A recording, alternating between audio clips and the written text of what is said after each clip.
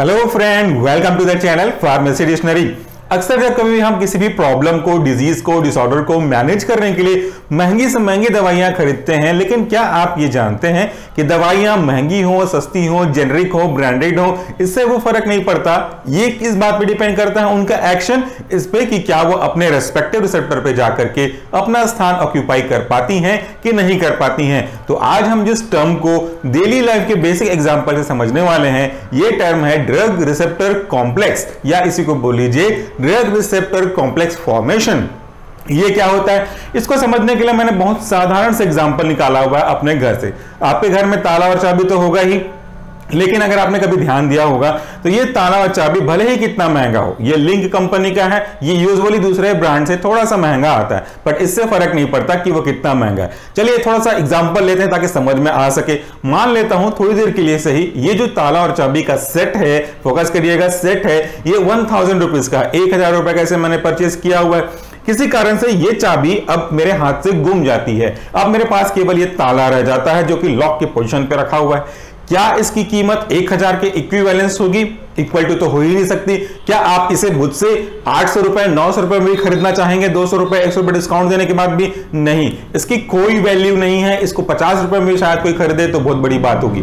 लेकिन अगर इसका उल्टा कर दूं कि मेरे पास अब चाबी रह गई, ताला को किसी ने फेंक दिया, घुमा दिया, क्या इसको आप 50 रुपए, 100 रुपए में भी खरीदेंगे? आपका जवाब बिल्कुल होगा नहीं के रूप में। ऐसा क्यों? लेकिन मैं फिर से एक ऑप्शन दे दूं कि इसे मैंने ब्रांड न्यू 1000 रुपए में खरीद के जस्ट लेकर के आया है और घर लाते ही मैंने आपको बेचना शुरू कर दिया 500 रुपए में, तो शायद आप एक बार रेडी हो जाएं, क्योंकि इसकी क्वालिटी सब देखने के बाद खरीद सकते हैं। सो किसी भी वैल्यू, किसी भी चीज की वैल्यू तभी होती है जब उसके पूरे कंपोनेंट साथ में होते हैं। अगर हम इसी एग्जांपल को ड्रग रिसेप्टर कॉम्प्लेक्स के रूप में जोड़ करके देखें तो ये मान के चलते हैं कि ये जो ताला है वो हमारा रिसेप्टर है और ये जो चाबी है वो हमारी ड्रग है। सो अकेला ड्रग यानी कि अकेली चाबी को अगर आप यूज करते हैं रिसेप्टर के बिना, तो ये किसी काम का नहीं होगा, ये कोई भी एक्शन नहीं देगा, चाहे वो 16 करोड़ की एक रेयर दवाई क्यों ना हो या 0.6 पैसे की कोई सिंपल मेडिसिन क्यों ना हो, ये कोई भी यूजफुल नहीं होगा। क्योंकि ये जब जाएगा आपकी बॉडी में तो बाइंड कहां होगा, किस रिसेप्टर पे जाके ऑक्यूपाई करेगा, किससे खोलेगा, इसकी कोई वैल्यू नहीं है।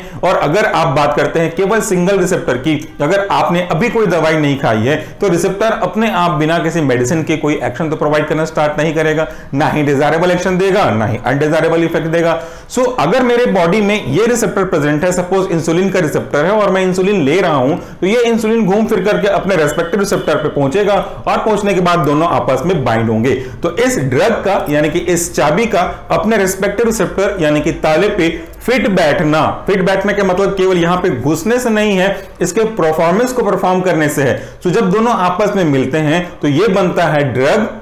यहां पे चाबी हमारे ड्रग है और ताला हमारा रिसेप्टर है। So this is forming drug receptor complex. जब ये दोनों मिलेंगे तो इसका रिजल्ट मिलेगा कुछ इस तरीके से फार्माकोलिकल एक्शन के रूप में।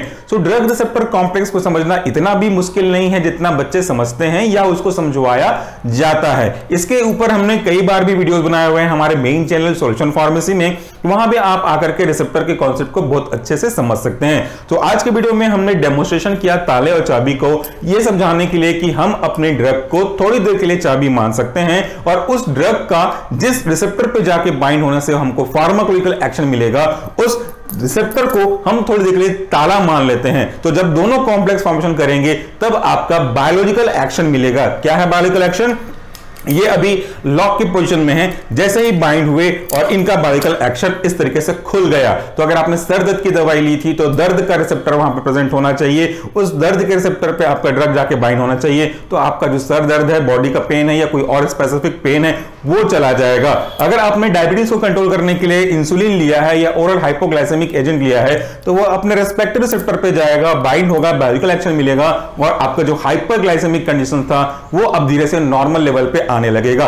So this is depending upon the situation कि आप किस प्रॉब्लम को, किस कंडीशंस को ठीक करने के लिए मेडिसिन ले रहे हैं, उस मेडिसिन के रेस्पेक्टिव रिसेप्टर प्रेजेंट हैं कि नहीं है। क्योंकि कई बार ऐसा देखने को मिलता है कि ये रिसेप्टर सैचुरेट हो जाते हैं, ये रिसेप्टर अनऑक्यूपाइड रह जाते हैं, या ये रिसेप्टर किसी और के द्वारा ब्लॉक हो जाते हैं, या इन रिसेप्टर की डाउन रेगुलेशन हो जाती है। So availability of receptor as well as drug is very very very essential for producing any kind of pharmacological action. So that's आज की वीडियो में हमने इस सिंपल से ताला और चाबी को यूज करते हुए अपने कॉन्सेप्ट को क्लियर करने की कोशिश करी है।